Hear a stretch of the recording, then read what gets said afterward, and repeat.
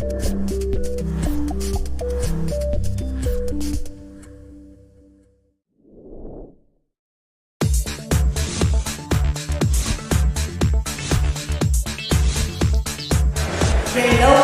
and good evening, ladies and gentlemen. Welcome to the fourth episode of Pitch2Pitch Startup Competition. Applause.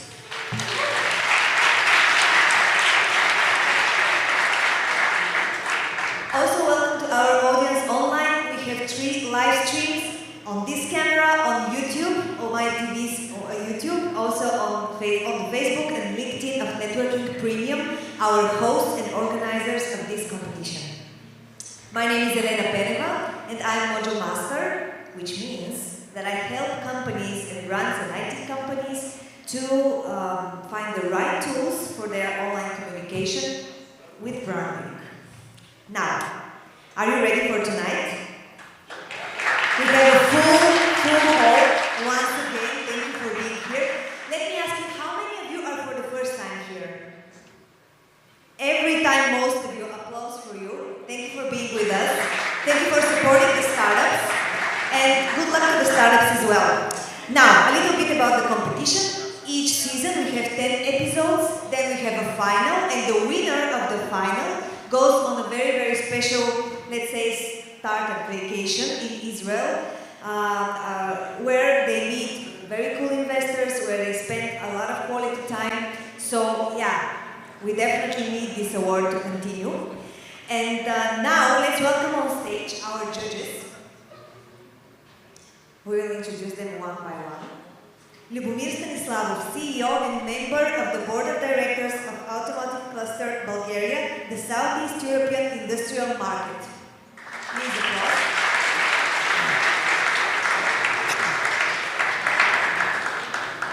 We have a special edition of Pitch2Pitch Startup Competition, and as you can see, the jury is also special on this occasion. Let's welcome on stage Javor Gochev Innovation Capital, the most active Bulgarian VC fund.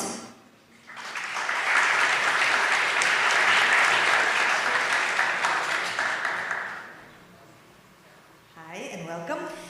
Let's also welcome Peter Iliev, Managing Partner at FinDep and the former CFO of 11 Ventures.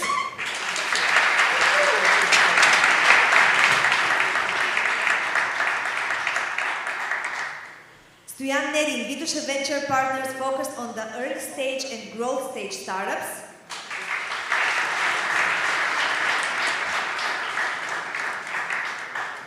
And Ivailo Ivanov from Founders Institute, Worldwide Leader Accelerator, also giving a training to all Pitch2Pitch startups who win every time.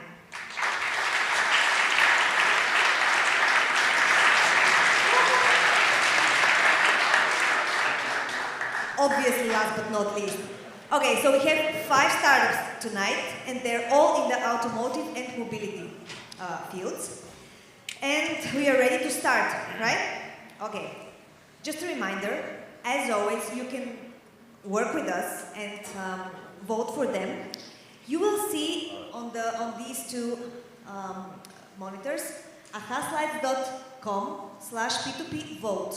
You can go online right now on this link. I'm going to read it again, ahaslides.com P2P vote. And you can vote during each startup, and you can also give your thoughts, not only on the general appearance and general pitch, but also on different aspects of the pitch. So do not leave the link. And you can win an award for this, actually. And your award will be 1 week in a chosen 1 or more networking premium locations. They're very cool, so you can actually try to go on all of them. Okay. Another thing, for the second time, we will have a special Q&A with the audience questions. So the people who are with us online and they're watching us live, please join in the conversation, ask your questions, and everybody in the room, you can choose to ask your questions on LinkedIn or on Facebook, but just don't forget to address which startup you're asking the question to. And when the jury is discussing their awards, we will have the special chance to actually ask your questions to the startups. Okay, are we ready? P2P, P2P vote, okay? Now, let's welcome our first competitor tonight. It's Nomadium, George Petrov, developing the world's first hyper-efficient sports car. Please welcome on stage.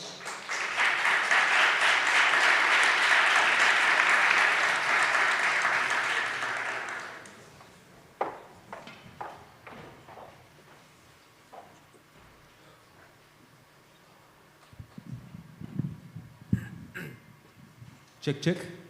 It's always fun being the first one, you know. But hey, this is Peter, I'm George, and we're a small team of 4 people who are automotive enthusiasts, and we're here to represent 8% of the developed world's population. So, unfortunately for any automotive enthusiast, none of today's electric vehicles offer the thrill of driving that we crave, preventing us from making the switch to sustainable mobility. And that's why we designed the world's first hyper-efficient sports car, the Nomadium Apex. It's a unique 2-seater electric vehicle that is 3 times lighter than a Porsche Taycan, offering unprecedented agility for an electric vehicle. It is twice as efficient as a Tesla Model S, making it 2 times more sustainable in terms of manufacturing and ownership costs. And it's driver-focused, featuring a racing chassis with a central seating position, a 360 panoramic view, and none of the compromises. We are uniquely positioned to go to market in just 1 year as a racing track vehicle, as a rental, and we're looking for 180,000 euros to begin transitioning 96 million people into sustainable motorists. Thank you.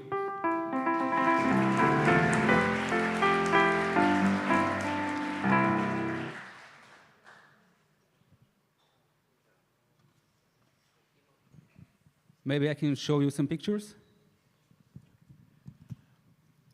Congrats for the brave idea. Can you tell us on what basis do you think that your team would be able to manufacture this and for this to become a safe-to-drive vehicle? Yes, so first of all, we're the ones here, we are doing this, and we are essentially, okay, let me just phrase my answer for a bit. So most of us have a background in automotive. Some of us are passionate, like Peter here, who is building cars in their garage. Others have studied this in university, and some of them have been working in this field as automotive engineers for Audi. So we are sort of like this, like I would say, skunkworks team, dreaming something new, something bold, to prove that this can be done and it should exist. So, sure, we are not as experienced as we would like to be, but we believe that this project, we can bring this project to market. Because the first part of this would be to create this as a truck rental vehicle, essentially. Thank you. One question from my side. I really like sports cars too, like you.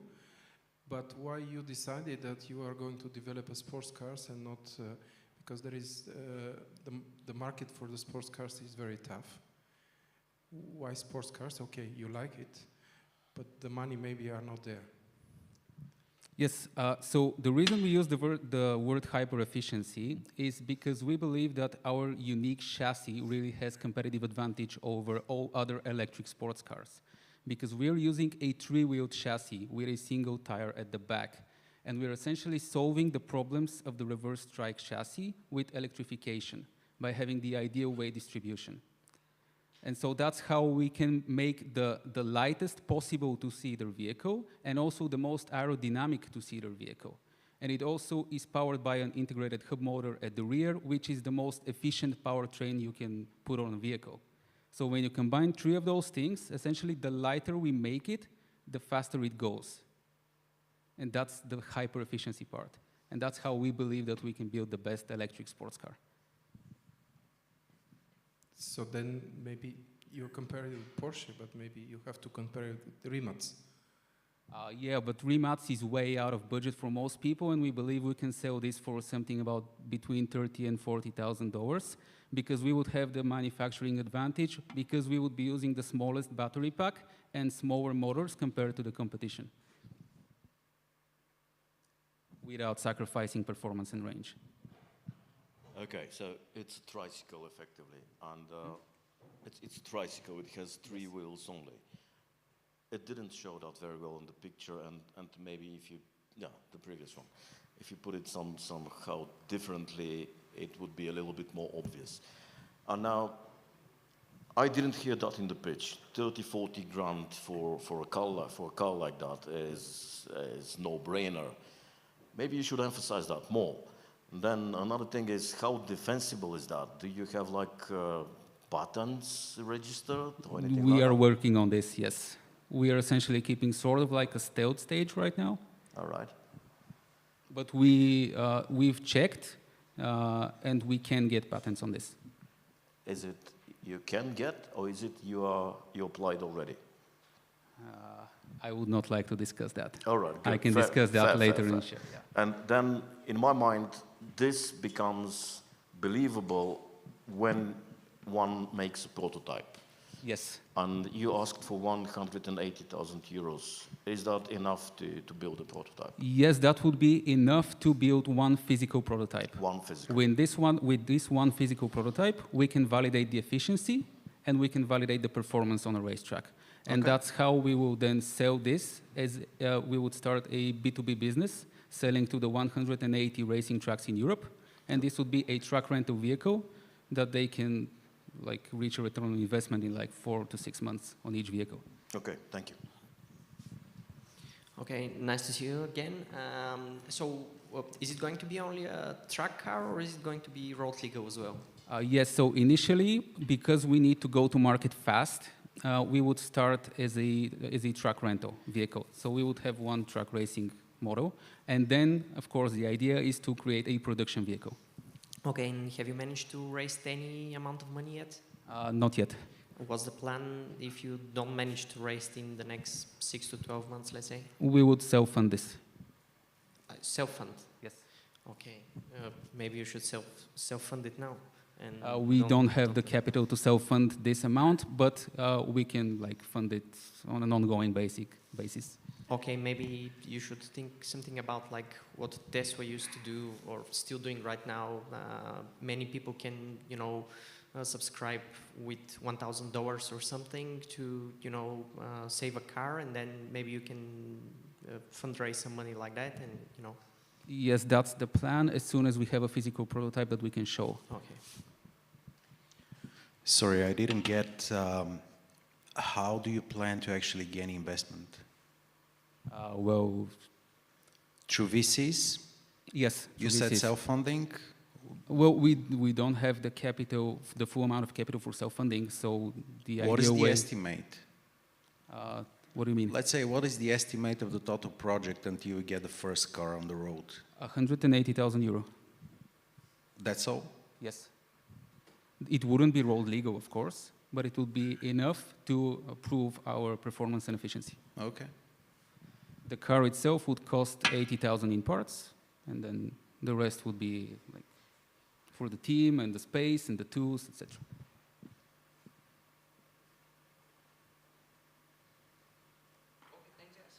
Thank you so much.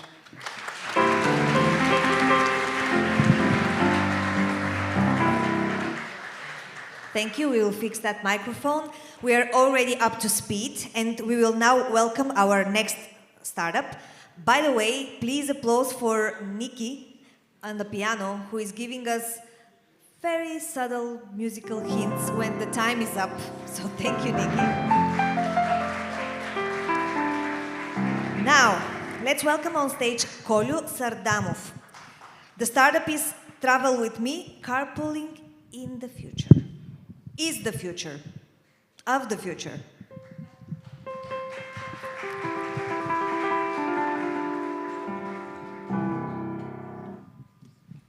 Hello, everybody. Are we starting? Okay. So my name is Kolju Sardamov, and I'm the founder of Travel With Me, a carpooling platform. why I think this is important, because everywhere, everything is scattered around Facebook groups. And I was like, okay, can I trust this? There are no ratings, there are no comments. I cannot trust this. So that's why I created this platform where drivers can rate passengers and passengers can rate drivers. Also, it speaks that it also facilitates trips. It makes them way more affordable, also way more socially interactive. And as we all know, in those times, it's good to meet new people, make new friends.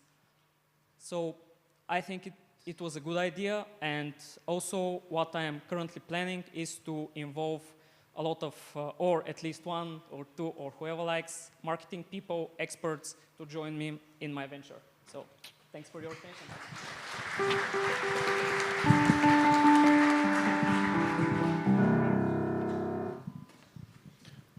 So at the end, this would be like Uber, but for longer distances which are planned by the driver, and he would just invite other people to join, or? Yeah, it is part of the, let's say, sharing economy. Okay.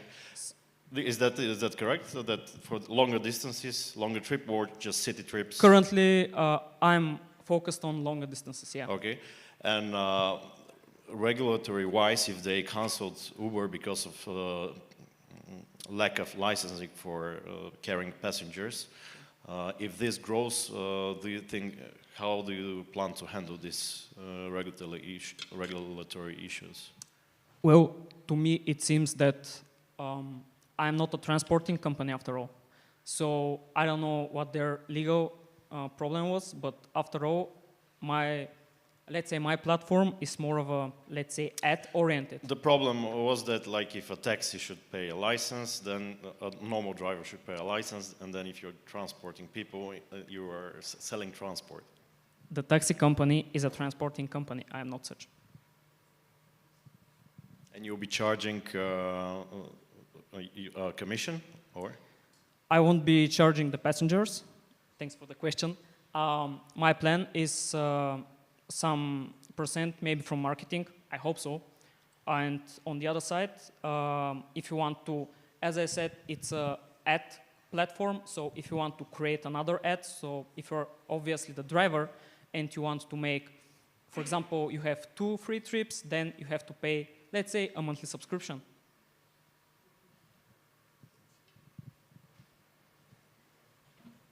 Yeah, it's a basically car sharing platform.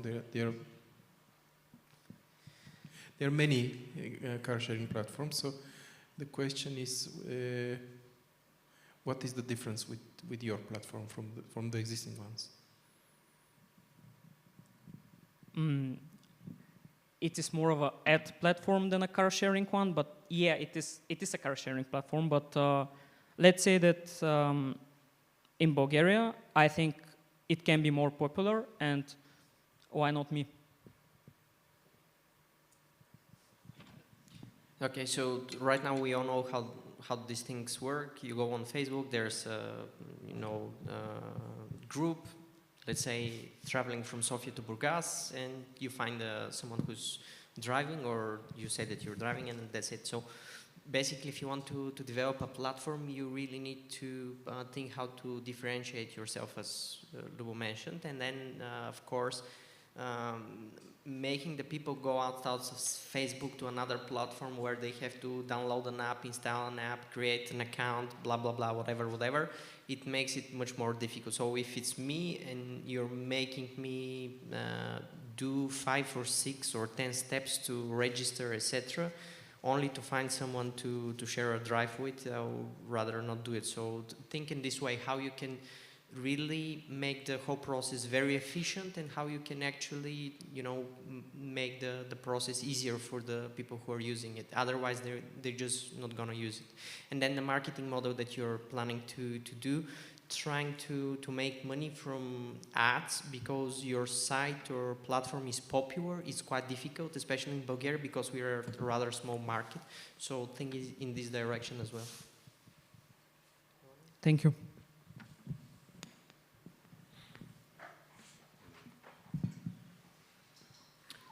Do you already have a working platform, or do you plan to build it? I have, it's kind of an MVP. For example, the website is up and running with some additional features, of course, that needs to be added. And the mobile application is to be released sometime next week. Yeah. And do you have subscribers? So far, no, just tested from good friends of mine. Okay, thank you. Thank you. My question would be, and guys, this is for any one of you in the audience that wants to make a two-sided marketplace, because that's what he's doing. He smiles because he knows the questions. There are two things that I hate about two-sided marketplaces, and I'm famous for that. But I start loving two-sided marketplaces after they answer those questions properly. First question is, how are you going to put people in that marketplace without breaking the bank?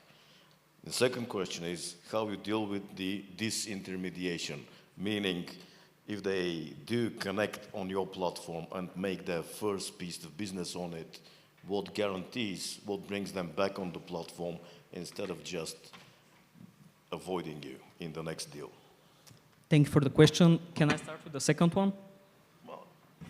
Well, to avoid people just bypassing me, well, it's actually doing them no good, because if you're a driver and you just know the passenger, okay, you just arrange your next trip behind my back, essentially. Yeah, but you're not guaranteed that you travel every time with this passenger, so you need rating. So if you decide to go on the platform again, you won't be so much visible amongst the other passengers. So it's actually doing you no good, and at the end, yeah, you will lose any opportunities to drive again. And the first question?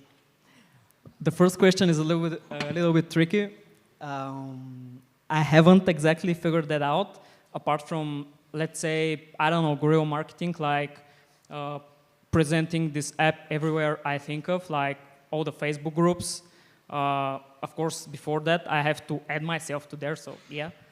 And advertisements, so yeah, that's why, as I said, a marketing expert is more than welcome. Good.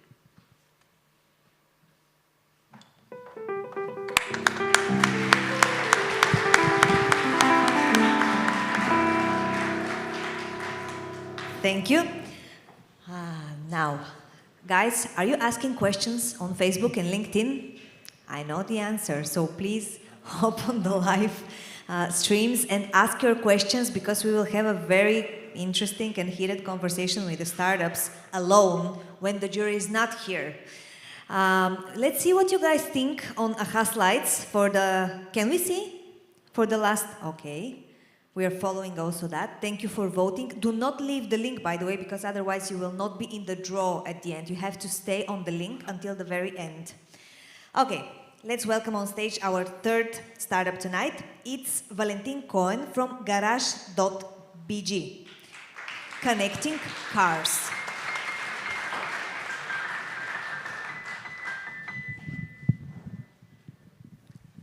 Hi, my name is Valentin, and for the past 20 years I've been doing marketing strategy and business development. Please, all of you, raise your hands if you know when was the last change of your car oil, or the next one, when your insurance go up, when is the last time when your car was broke and now in the repair, what was the cost? So this is the problem. Not many of you are raising the hand, so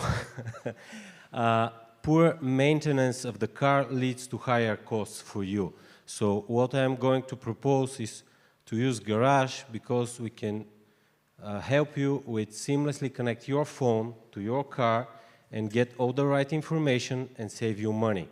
We made management of family vehicles easy, and we ask for 100,000 euro in order to move from MVP to full app. Thank you.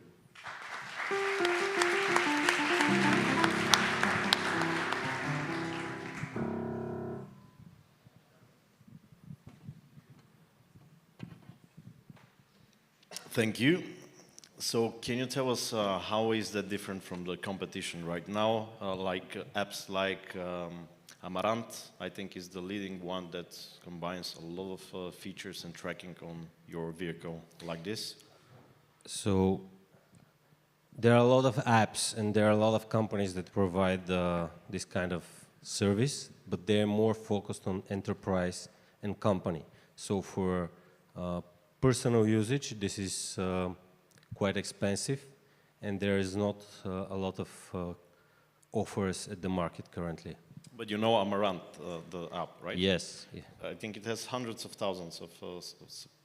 But they are more connected to insurance rather than, it's not, the idea is not to have only the insurance. And for you, the number one thing to track would be like oil change and maintenance? Oil change, maintenance, if you have leasing installments, if you have your driving license, everything that you need to do around your car. Okay. Track list of what you did, how much it cost, because you can go to a garage that you will do the repairs, but it's not official garage, and you need to put somewhere this information, and then present it in a nice visual way, how much it will cost, your wife's car, your car.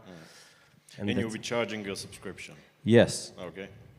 No, there will be different models. For example, if you want to do this manually, you will be using it for free. If you want to take commission from vendors? So the focus on the market that I'm focusing on is EU, where there are 80 million people driving 160 million cars that are over 10 years of age. So the focus is more of a small fee subscription per month in order to use extra features rather than currently go to insurance company or other businesses in order to sell, because the market currently is huge for covering this. Thank you. I'm not sure I understand correctly. There are many applications like that existing at the moment. The difference with your application would be that it's focused on the private users. Yes. But I'm a bit confused. It is about private users, for example, collectors, because in Europe there are a lot of people who collect cars. Maybe not so many in Bulgaria, but outside Bulgaria there are a lot.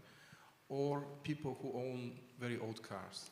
No, cars that are above 10 years old, they have issues with connectivity. The new cars, the modern cars, is easy to connect. They have an app for you to check your maintenance, the issues that you have, but this is only for one car. So if you have two cars with different brands, then you need to have two applications. If your family have more cars, then like mine, I have a lot of kids, and sometimes it will be, in the future, I hope that it will be difficult to keep track of all the cars that we will need in the family, or everything that we need to track, change, insurance, and etc. And this will help people in order to have everything on one place for all the cars that they have. Cars that are 10 and more years old, they have difficulty in connecting currently with modern technology. So the solution is to provide this.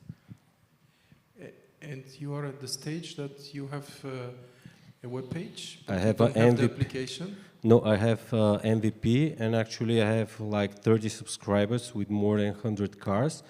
I have even one company that is managing, small company, I presume, managing more than 15 cars with like a fleet management they are using for a fleet management system, and they're very happy about it. Okay, so it's operational. Yeah, it's operational. Okay.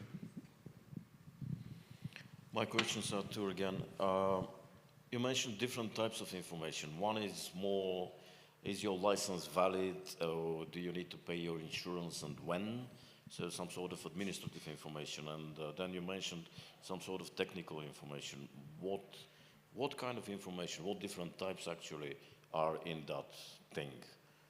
Is it all, or is it just that, or just the other one? No. That's first question. And second would be, who enters that information? Because if I have to enter it, you're gone. If you can take it from somewhere, or you can make somewhere enter it for me, then maybe you have a chance. So yeah. Not fair from you, but thank you for those two questions. So I'll start with the second one. First, there is a lot of companies that are developing APIs for telemetrics on the market. So the magic is there. I don't need to invent the wheel.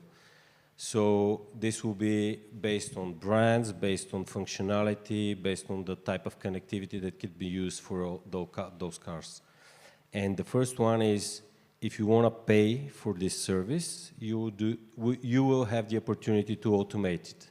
But if you don't want to pay and you want to use it free, then you have to do everything manually. So when you come back from, maybe you have one or two features like OCR for you, for example, to be helpful for the, you pay for your gas and you need to put the receipt in. Instead of typing, we can easily take a picture and this will be in the system. You go to a service shop, you buy parts, you just scan and it's in the system, but it's again more manual. The more we go in the features, the higher the price for using the service will be. Simple, I hope. Thank you.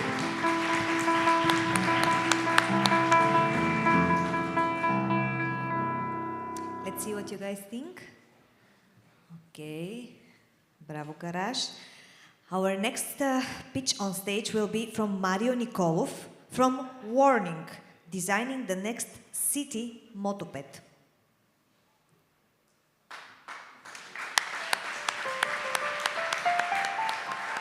A reminder to ask questions and vote for your favorite startups and do not leave the link.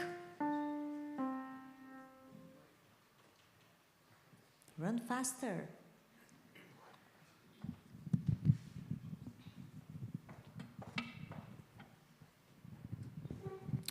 So electric vehicles, big hype, everyone likes them.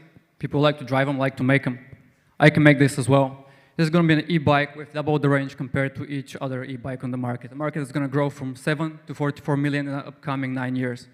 Why me though? Why am I special? I'm an electric vehicle full-stack engineer. I'll be making electric vehicles for the rest of my life. I've made autonomous drones. I've made PCB design manufacturing. I've done electric mountain bikes, electric vehicle conversions, as well as an electric race bike.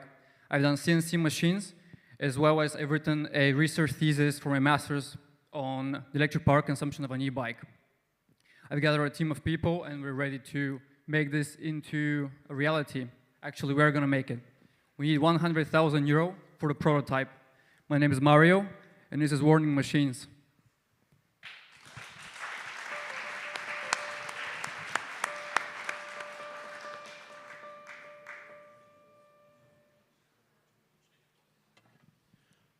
Can you tell us again what's the difference between this and a bicycle and a bike? I'm not sure I can get the product.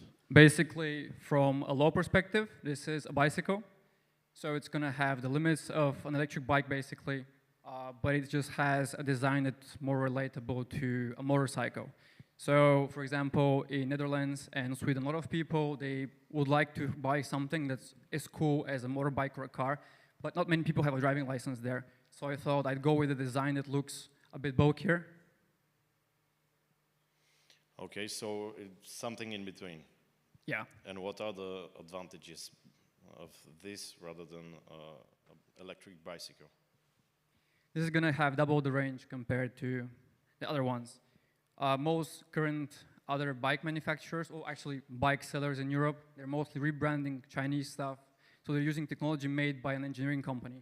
And I'm going to be the engineering company and the manufacturing company at the same time. So I'll be making my own battery packs, and I'll be able to make them twice as bigger and better. And having in mind that both the electric bicycles and electric bike markets are really, really competitive, and they are really struggling now, even though they have built economies of scale and they have budgets and production capacities. Why do you think that you can make a cheaper, better product? Or is it going to be cheaper? How much is this going to sell for? I don't want to make this cheaper. It's going to be a premium bike. It's going to sell for about 7,000 euro a piece. And as I said, research shows that the market is going to keep growing. It's grown 20 times in the past 10 years. And it's going to grow by more than 30 million in the upcoming 9 years. But they're really struggling right now. Like, people cannot sell their bikes because a lot of people that that wanted to get a bike got a bike, and these companies are going bankrupt, some of them. Okay. So another thing that's happening right now is the urbanization of cities. So by 20 years, most people are going to be living in big cities. Most people are going to need some kind of electric vehicle to travel. You have that, as well as the fact that, lost my thought. It's fine. Okay, how much time do you need to produce your first bike, or have a test model? Half a year. Half a year. And do you need any money or anything, or you're building it right now? Oh yeah, as I said in my pitch, I need 100,000 euro for the prototype. Okay. And who's your target customer? Sorry? What's your target customer? So we found 3 diverse targets. It's going to be young adults in the age of around 20.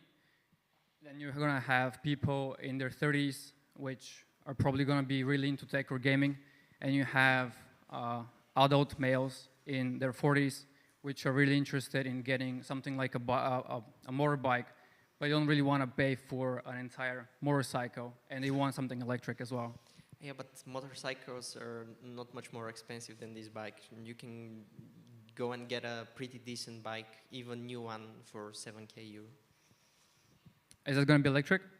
No, but for example, I That's ride a the but. motorcycle, so I wouldn't go to an electric motorcycle.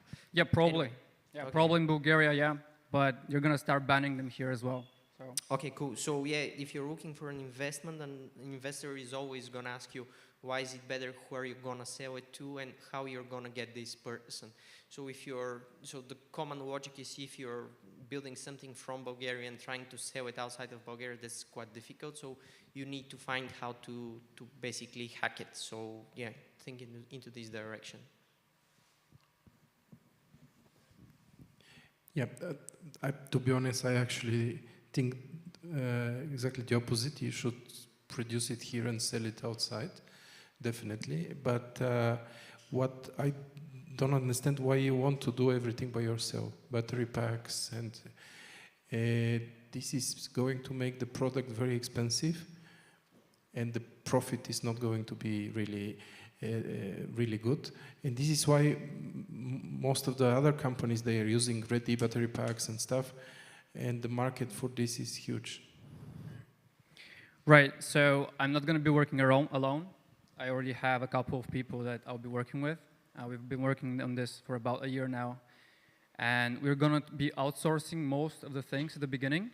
The cool thing is that at some point we can start to in-house everything. That's actually going to be cheaper, because we're not going to be paying anyone else for the production. It's going to be cheaper if you reach a volume, otherwise it's not going to be cheaper. Yeah.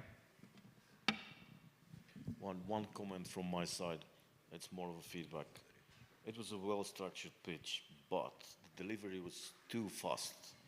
And when he spoke, I just looked at the audience and they were frowning because they didn't get your tempo, they couldn't catch up. Slow it down, and it will be much better. And finally, I want to make sure I understand. Do you plan to build that from scratch, or you're based on a concept that's already on the market? We're going to make most of the things from scratch. Some are going to be outsourced. But we're going to build this in Bulgaria because production here is much cheaper. And you're going to put it together in a matter of 6 months. That's what you plan? Yeah, currently we're planning on making a machine shop. It's going to start next year in March. And together we've gathered machines for over 50,000 euro.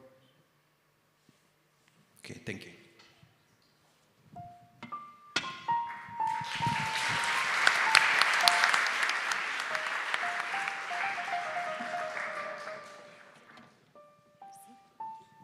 As I always say, one of the most valuable things on Pitch2Pitch is the insight and the questions from the jury. So I hope that everybody is taking notes. Now let's hear our 5th startup tonight. It's Karam BG, Victor Dukov. This is the Airbnb of cars.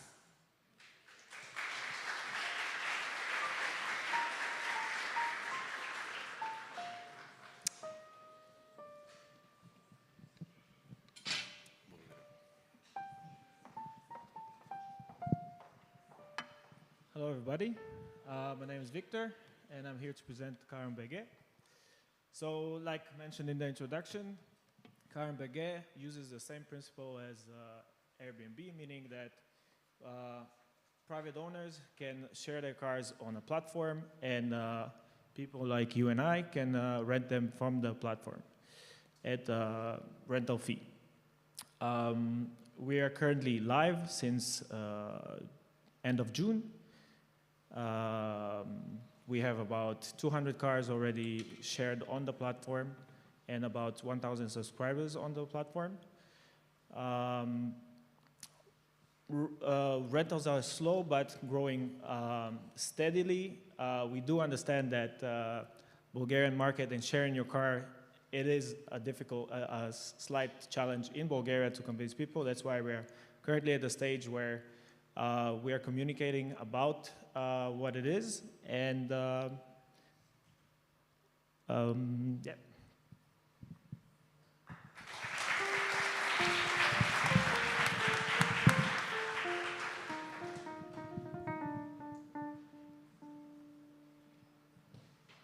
So that's for the Bulgarian market right now, is it correct? Yes. Okay, how do you guarantee that the vehicle stays safe? So first of all, we go through a process of verification of the vehicle. Documents need to be uploaded and we verify them. We are always, as a third party, communicating with both the renters and the owners if needed. They need to upload insurance, they need to upload the validity of their technical test, and no cars that don't have a technical valid test or third-party insurance can be uploaded on the platform.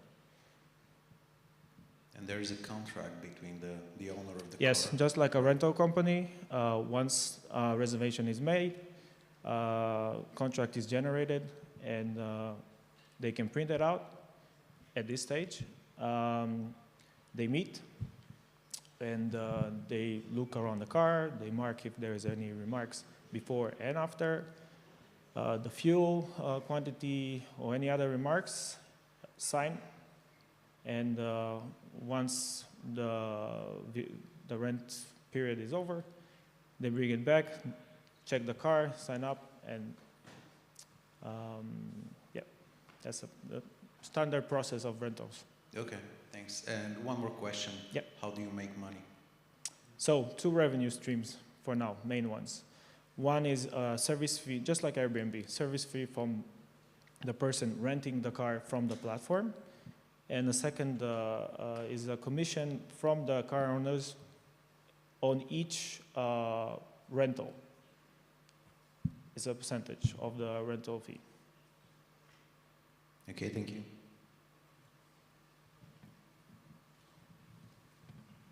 Yeah, like the second team, I think it's basically car sharing platform, which is good because this is something which we will need in the future a lot. Definitely.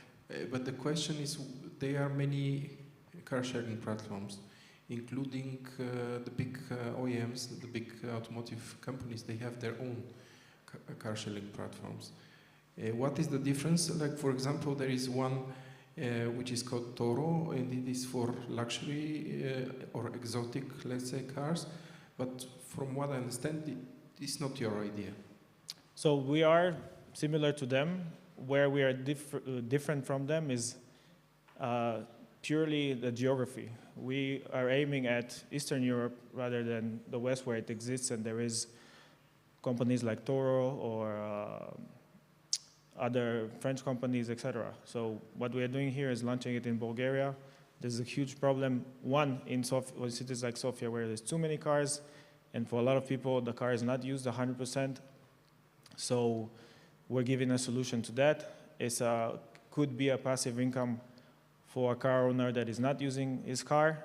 It's creating also availability closer by rather than going and using a car rental that is close to the airport or in certain areas.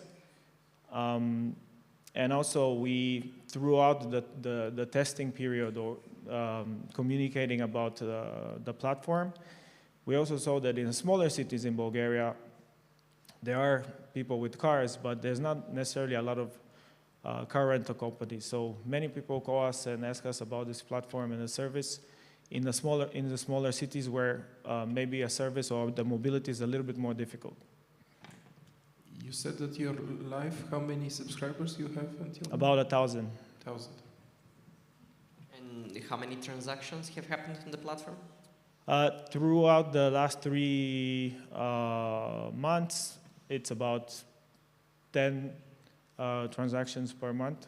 Okay. But we are aiming at this stage to really create a big database of cars and then pushing into the rentals. Okay, yeah. I just had a quick look on your platform. Sure. It's quite nice, but maybe you should add some filters so people can specify what type of a car they're looking for. Maybe it's in the app, not on the website, but anyway. So on the website, that's why I'm here today. There is a lot of things to still develop on the website.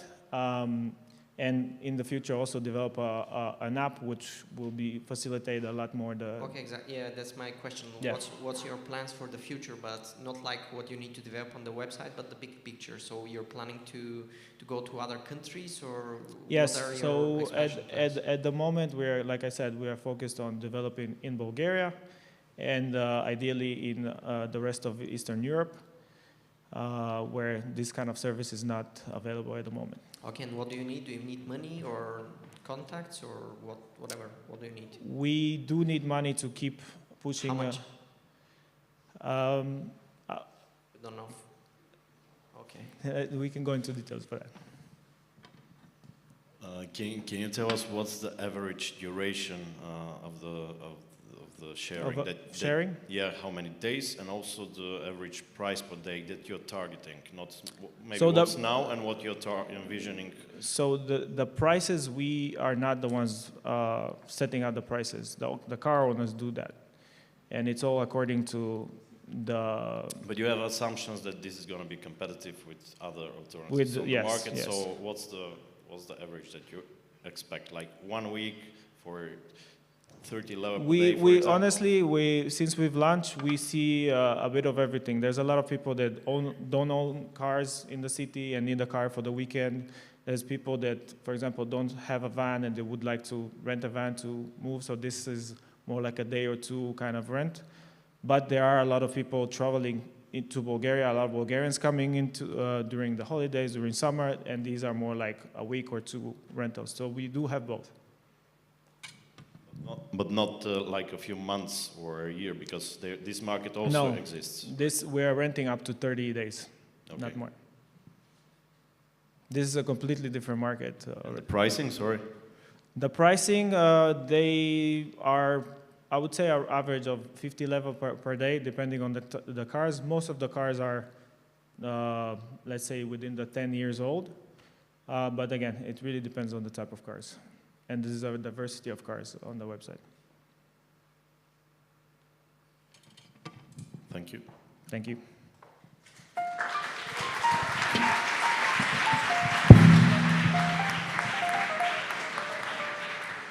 Thank you, and now let's give our jury a chance to discuss, and this is a very strong microphone, and I'm speaking loudly. Thank you. So please discuss and join us a little later on, and I would like to invite one person from each startup to join us here on stage for the Q&A from the audience. And you can go backstage and decide who is going to be the winners of tonight.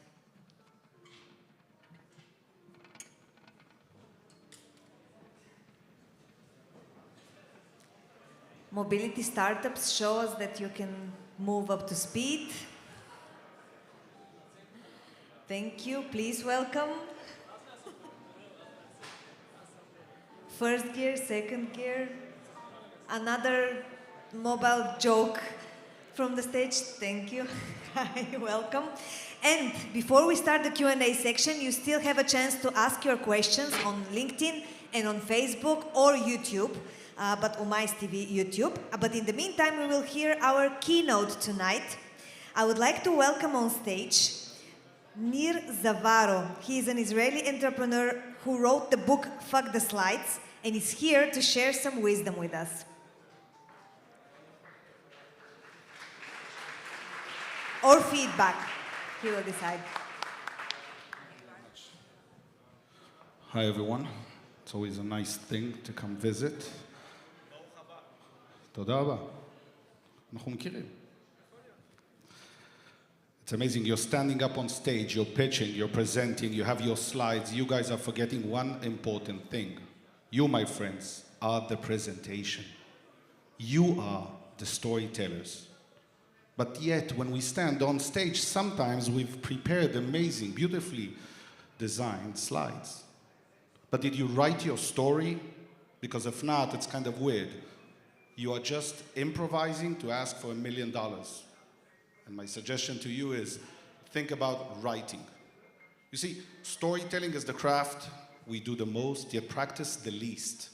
When was the last time you actually practiced your storytelling techniques? Think about writing your pitch. If you haven't written your pitch, guess what? You're just guessing, you're just improvising. The currency in which we trade this sale here, this pitch, is not about the amount of information. And today we saw a lot of information. In fact, what we're trading in that storytelling session, that currency is an emotion. If you guys cannot convey an emotion, nothing will happen. So I'll understand the information, but I'm not buying. There are 4 key elements to understand how you guys can pitch better. Measure if your story has the emotion, if it shares an experience, if it has some sort of a filling the gap concept. I don't need to know all the information in that 60 seconds. I don't care. I just need enough to want more. The best sale is a no sale, my friends. You don't need to sell me. You just have to give an amazing pitch, a trailer pitch. If I got your trailer and I want more, then we can discuss the information. 130 words is about 1 minute. How many of you have 130 words written down? Once that is done, when you go into the Q&A, here are 2 important tips. Answer exactly what you are asked for, and make sure you're well prepared to answer that in a curated way. Don't guess, there's no point. And if I can give you one last tip, if you do have slides, the next time you pitch, in your meeting, when you're raising capital or anything, please don't have a thank you slides. Nobody fucking cares. That is your most important slide. In many cases, that is the slide that during a meeting will stay the longest. That is your chance to convey that important message. And remember, those 60 seconds are about opening a door, not closing a sale. I'll be around for the next few days. I would love to meet anyone. My name is Nir Zavaro. You can reach me on LinkedIn, Instagram, wherever you want. And the book, Fuck the Slides, is out now. And thank you for having me.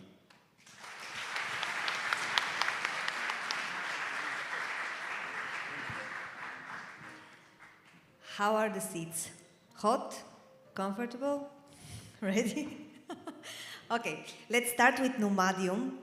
What is your valuation, is the first question. On the microphone, which is there.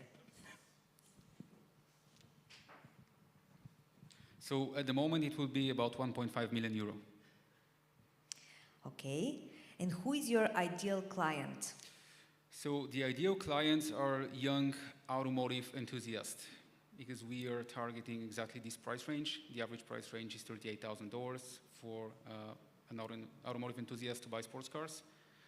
So those who are sustainability cautious or want to travel economically and sustainably, those are our target. What is the biggest challenge in front of you? Because this would be the world's first vehicle with this type of unique chassis, like a 2-seater with 3 wheels. But you said that this is your biggest advantage. Is it a challenge or an advantage? Well, of course, it's both, because otherwise there would have been others like it. Okay. Why sports cars? What is the story behind? Well, because 4 of us in the team are really passionate about it, And as I said, 8% of the world are passionate about cars. So we believe that the market for budget sports cars is underserved, and we need to do something about it. Thank you. Let's move on to travel with me. It sounded like your app is like Tinder for carpooling. Yeah? Thanks, that is correct. Okay. Well, you didn't say it. Somebody had to say it. So how do you address the safety issue? Because probably this is something that you are asked very often. Yeah, I've already tried to answer this by, for example, ratings, comments. In the future, I hope some face recognition, maybe, and of course, uploading driver ID. However, that's to be discussed. But so far, those are my 4 main approaches to this issue. So there are many numbers that show that Bulgaria actually loves shared economy, apps, services, whatever. What are your plans for abroad and for international expansion?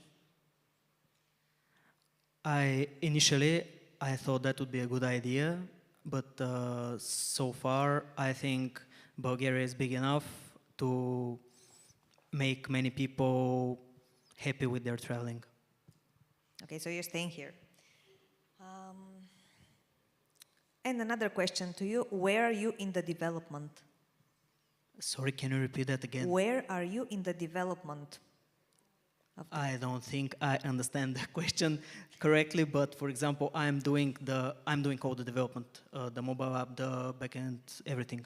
I guess they're asking, is it ready? Working? Okay then. Then the website is kind of in MVP stage. As I said previously, the application should be released by the end of the next business week. Hopefully, if everything is fine, yeah. Thank you. Let's move on to Garage BG. Is it Garage BG or you would like to be Garage BG?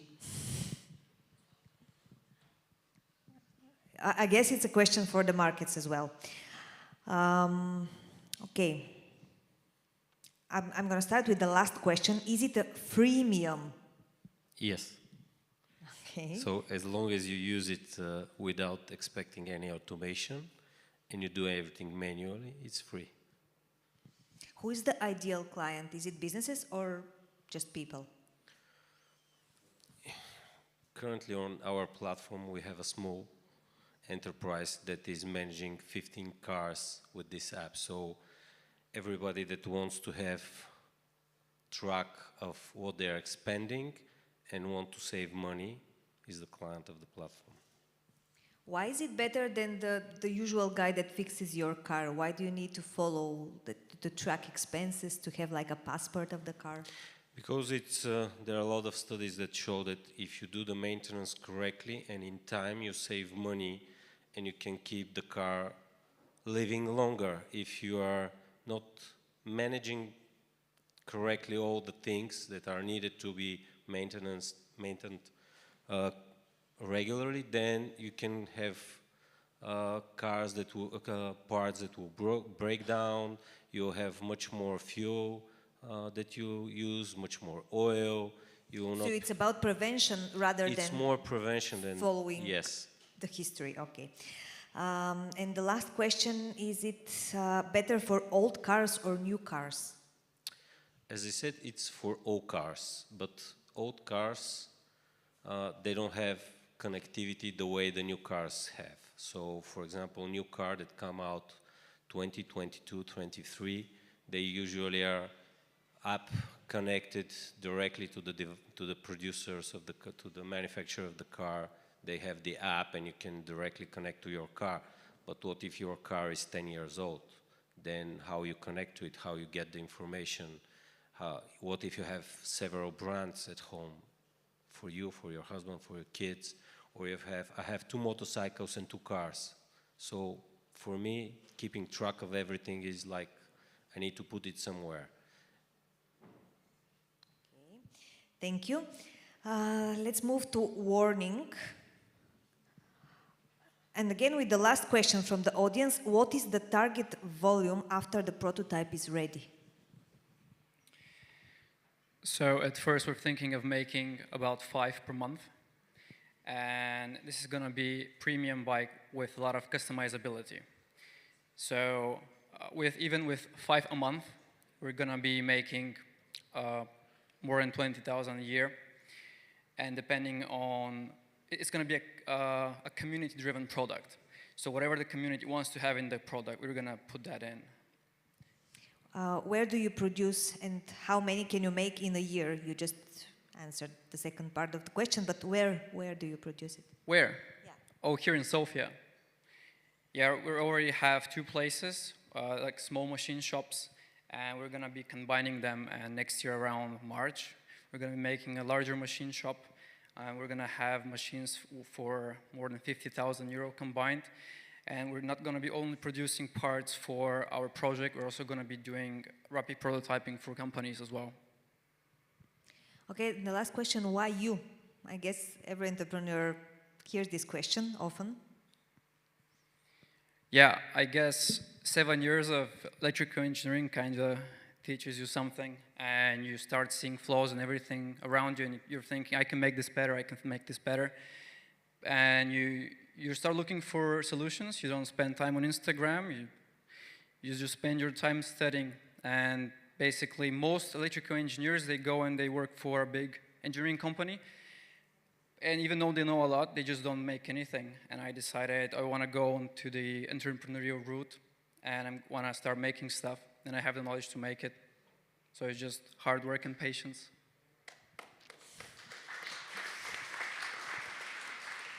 Thank you. And now let's hear from the last startup from tonight. I don't know if you know that, but in Belgium, for example, the municipalities use car sharing platforms. Do you have plans for institutions or companies to use your platform? Do you make such steps here? We do think about this, but we are aware that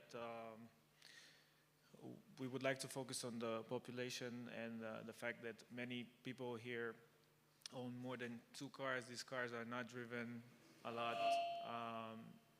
This could definitely be communicated better with municipalities, with the city of Sofia or other cities. Like we said, in smaller cities, the mobility is a lot more limited than in a big city where you have different types of transportation.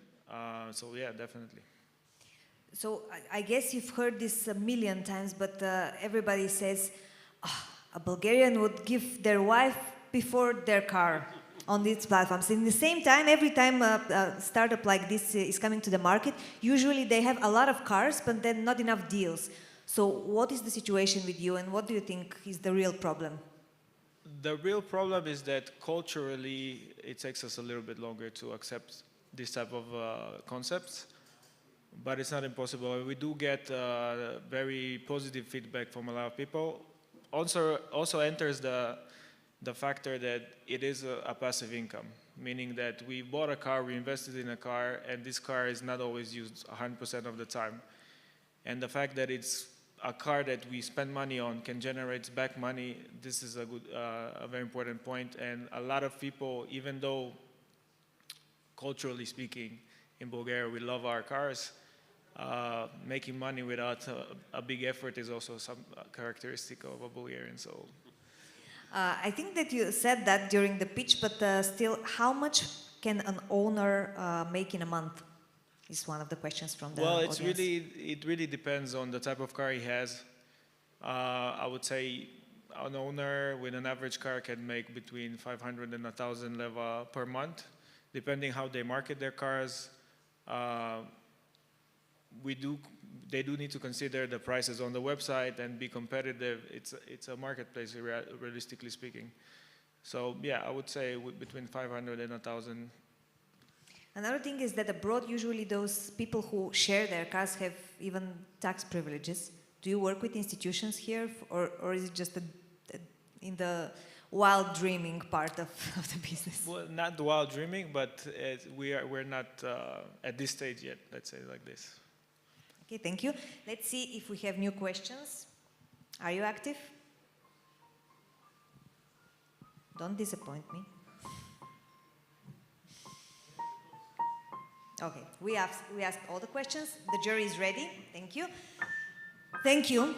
Now, please, let's welcome the jury on your seats again. Jury, are you ready? Please welcome on stage again.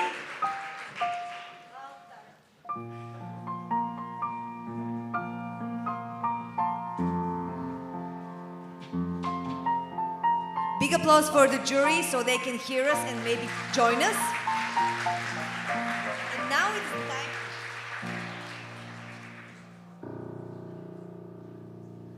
Now I have to tell you that now is the time for you to open YouTube and find the channel of Omai.TV, which is streaming live this Pitch2Pitch, and subscribe to it so you don't miss the other events they showcase. I'm reading this because it's important. Now, in particular, on the 18th of this month, which will be next Saturday, they start a new co-production with Offbeat Radio and Club Dom. It will be called Sofia Tonight, and it will be a monthly video podcast dedicated to the nightlife and club culture in Bulgaria. The show will feature local artists, and they will have live music acts in every episode, so follow them on YouTube, Omai.TV. And thank you, Omai.TV, for streaming Pitch2Pitch competition.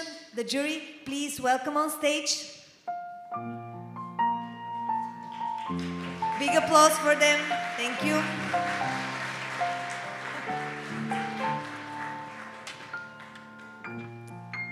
We always start with the award from the audience. So you guys voted. Now you have to vote again. And we will have the draw for the very cool award for the audience. So are we voting now or are we ready to draw? Here is everybody on the link. Don't leave the link. It's the draw now. So now one of you will win 1 week in a chosen network premium location. It's Tihomir. Who is Tihomir? Congratulations. My favorite, as I always say, is the one upstairs, so check it out later tonight. Now, I would like to ask on stage our supporters who give awards every time, so we start with supporters. Please welcome on stage everybody who's giving an award tonight. Yes, thank you. Now, the first award always goes to the winner of the winner picked by the audience, which is Karan Bege. So, Karan Bege, can you please join us?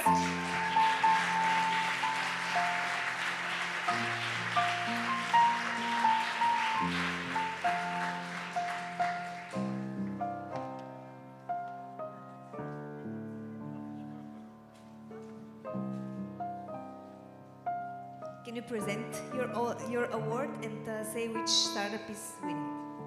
Hello everyone. My award goes logically to the winner of this event tonight, Karam.bg, mostly because it is already a proven idea which is working, has paying customers, and it's a more or less established business.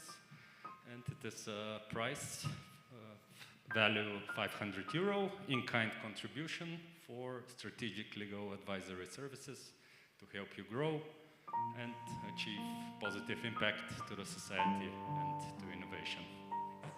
Thank you.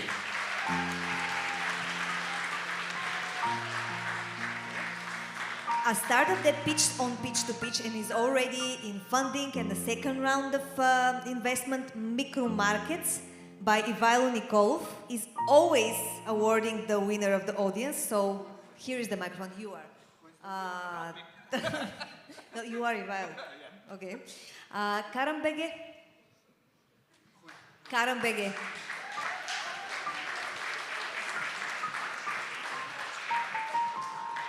It's something small from our side. Thank you very much.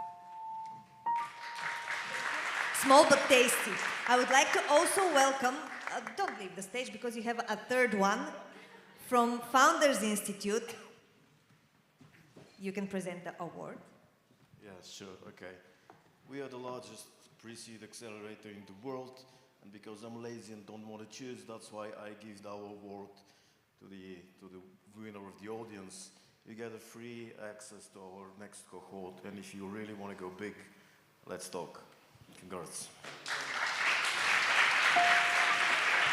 Thank you. And would you like to present your award? Yeah, hello everyone. I'm Ogi. I'm part of the FinDep. So we really love to give our award to Nomadium. I'm sorry, it's not you, but we just love when somebody dream huge, and we definitely would like to help you with our financial expertise, and hope this will be becoming true. Really.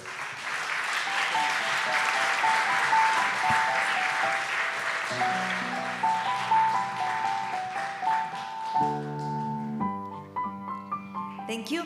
I would like to thank our sponsors, Red Bull and Heineken, and also Fund the Funds, who is actually supporting the whole season of Pitch2Pitch. And now let's go for the big awards. I would like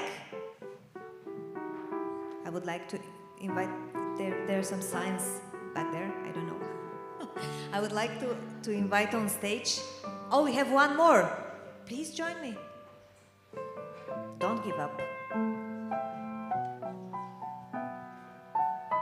Hi everyone. So I'm Ivo from Beyond Accelerator. We as a Founders Institute are helping early stage startups to grow, find investors, write mentors, and build MVP. This year we are more focused on R&D startups. That's why we will give free pass for our pre-accelerator to Nomadium. So.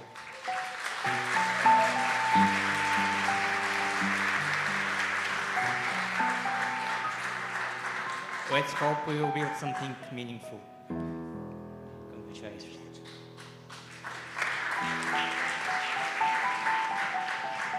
And now let's welcome on stage the founder of Networking Premium, the biggest chain of co-working spaces on the Balkans, Emil Shekirjijski, who is going to give the big awards from the jury and let us know what they decided. Usually those awards are not for the best pitch, but also for the one that will be that will take the most of value from the award. So I'm sure that we will have a lot of value added. And Emil, are you coming? Emil Shekirjijski. Thank you very much, Elena. Thank you very much. So I wanted to tell thank you to each one of you with your contribution. Whoever is the first time, whoever is supporting us already 4 years. So dramatic. Keep on. It's nice. Okay. You know the people from Omai.TV from the very first time volunteering for this project. They're already professionals and they started as a hobby, and now it's already a professional service that makes really nice impact and an effect on our side. However, maybe the most important people are the people of Networking Premium that hustle every month to do it without rest, only 1 month.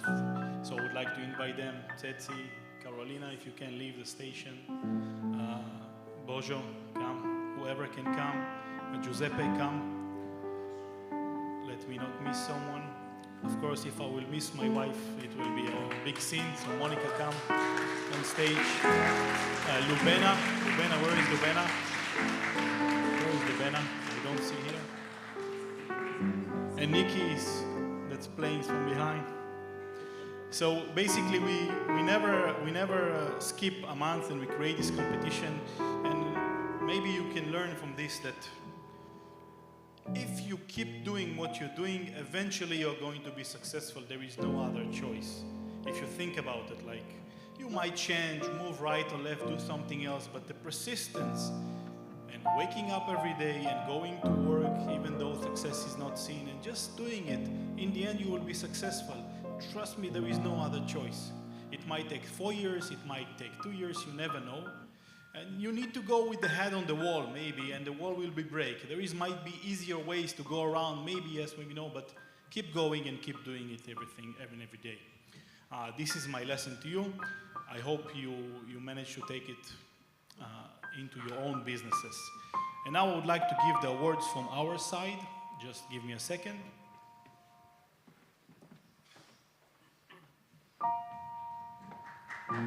In the meantime, I would like to ask you also to follow Networking Premium on social media, on LinkedIn, on Facebook. Thank you. We'll be grateful if you follow us. Okay, so let me invite all of the startups at Pitch tonight. Come on stage with us. And also all of the supporters that gave presents. So come on everyone on stage. Ivailo, we have so many Ivailos. Meaning that Ivailo people are doing good for the ecosystem.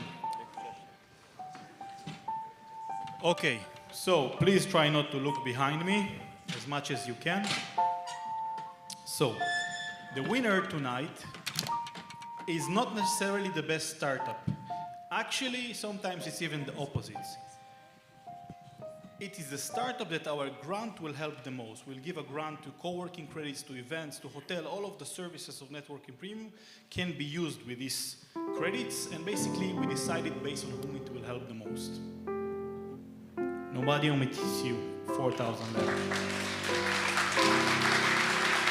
You are the winner of Pitch2Pitch Season 4. Thank you so much. Really thanks for the opportunity. This is an amazing event and you've managed to bring a full house. So applause to everybody. Thanks to the audience and hope to see you again soon.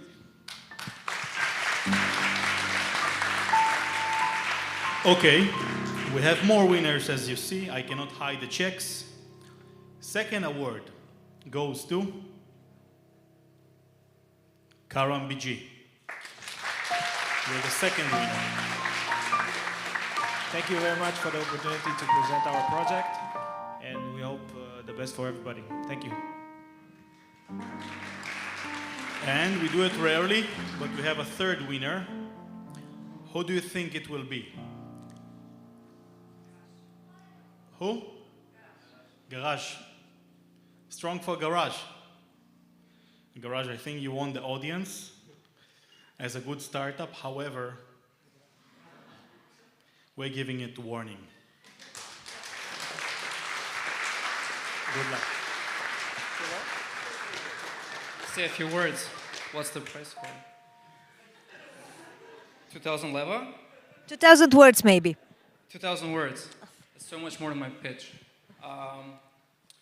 Yeah, I'm just gonna make this work, I guess, because I said that I'm gonna make it, so now I can't back down. Yeah, thanks. So now the classical pictures. Let's also take the other awards you got, the other awards, the other checks. Bring them and we'll make the classical picture. This was it, Pitch2Pitch, Season 4, Episode 3, followed by a rooftop party or in the co-working party tonight. So you're more than invited to join us upstairs. Let's take the awards and take a picture. And also, I hope you enjoy it. On the 11th of December, join us again here for the next episode. Big applause. It will be a special edition, a special Christmas edition around the topic that you should stay tuned. I'm missing one voucher, the big one, the big one. Bring the voucher, we'll bring it, there we go. Couple of seconds. Where is the photographer? Back there.